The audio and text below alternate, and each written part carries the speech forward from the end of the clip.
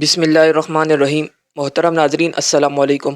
ناظرین، آج کی ویڈیو میں ہم البانیہ سے تعلق رکھنے والے ایک ایسے نوجوان کے عشق رسالت کی ایمان افروز داستان سنائیں گے جو اپنا سب کچھ چھوڑ کر آقائے نامدار صلی اللہ علیہ وآلہ وسلم کے جوار رحمت میں رہنے کا خواہشمند تھا، لیکن وہ کیا وجہ تھی کہ پولیس اس نوجوان کو ڈیپورٹ کرنا چاہتی تھی؟ اس واقعے کو ایک ترک زائر نے بیان کیا ہے جسے ایک قطری صحافی جابر بن ناصر المری نے اپنے سوشل اکاؤنٹ میں شیئر کی ہے۔ ناظرین، واقعہ کچھ یوں ہے کہ مسجد نبی صلی اللہ علیہ وآلہ وسلم کے ایک ترک زائر نے البانیہ سے تعلق رکھنے والے ایک نوجوان عاشق رسول صلی اللہ علیہ وآلہ وسلم کے ایمان افروز واقعہ بیان کیا ہے۔ یہ نوجوان اپنا وطن، گھر بار اور کاروبار سب کچھ چھوڑ کر رسول کریم صلی اللہ علیہ وآلہ وسلم کے روضہ اطہر کا مجاور بن گیا تھا۔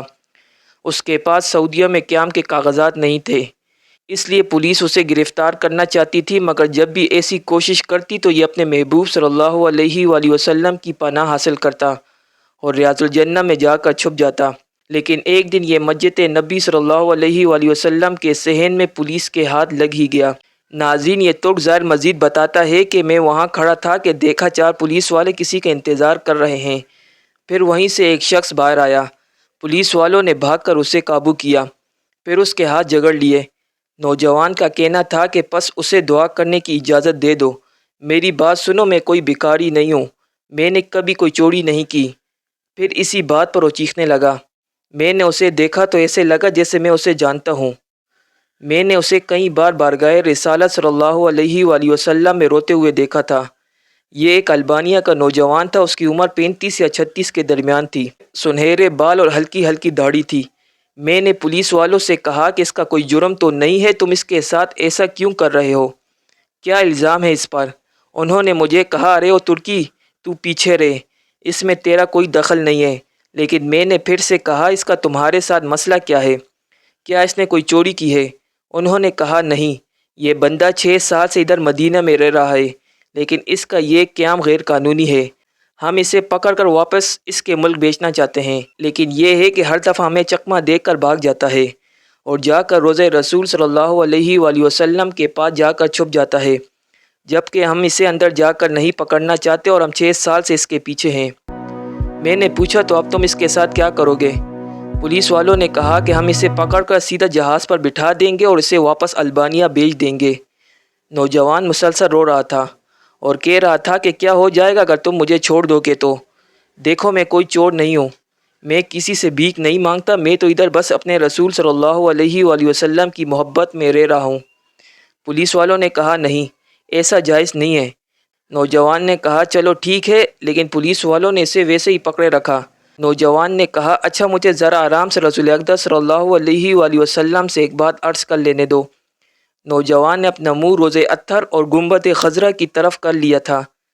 پولیس والوں نے اس سے کہا، چل کہہ دے جو تجھے کہنا ہے۔ نوجوان نے گنبد خضرا کی طرف دیکھا اور اس نے جو کچھ عربی میں کہا مجھے اس کی پوری سمجھ ہے۔ نوجوان کہہ رہا تھا، حضور، کیا میں نے آپ سے یہ عہد نہیں کیا تھا؟ کیا میں نے اپنے ماں باپ اور اپنی دکان کو بند کر کے اپنا گھر بار نہیں چھوڑا تھا اور یہ عہد کر کے یہاں نہیں آیا تھا کہ آپ کے جوار رحمت میں رہا کروں گا؟ اور اب دیکھ لیجئے کہ یہ مجھے ایسا کرنے سے منع کر رہے ہیں۔ میرے آقا آپ صلی اللہ علیہ وآلہ وسلم مداخلت کیوں نہیں فرماتے؟ آپ صلی اللہ علیہ وآلہ وسلم مداخلت کیوں نہیں فرماتے؟ ایسے میں نوجوان بے حال ہونے لگا تو پولیس والوں نے ذرا ڈھیل دی تو نوجوان نیچے گر گیا۔ ایک پولیس والے نے ٹھڈا مارتے ہوئے کہا، اٹھ ہوئے فراڈیے، لیکن نوجوان نے کوئی رد عمل ظاہر نہیں کیا۔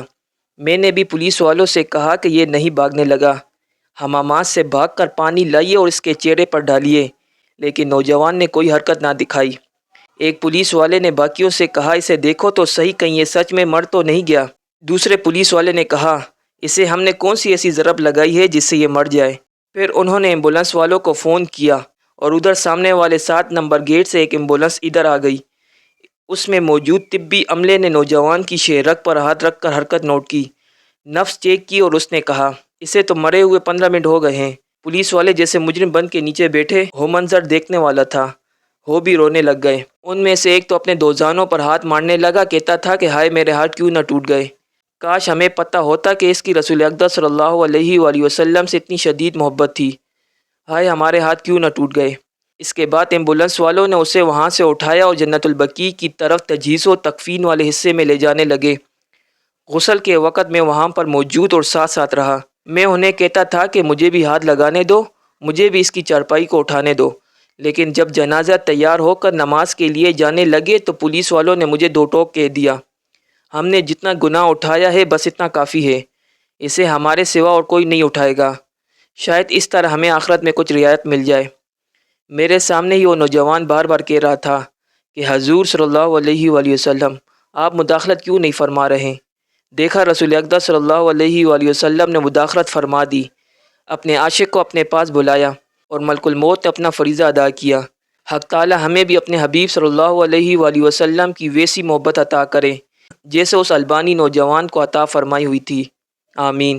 امید کے ساتھ آج کی ویڈیو آپ کو ضرور پسند آئی ہوگی۔ ویڈیو پسند آنے کی صورت میں ویڈیو کو لائک کرنا مت بھولیے، اسے اپنے دوستوں کے ساتھ ضرور شیئر کیجیے۔ انشاءاللہ پھر ایک نئی اسلامی اور معلوماتی ویڈیو کے ساتھ آپ کی خدمت میں حاضر ہوں گے، تب تک کے لیے اجازت دیجیے، اللہ نگہبان۔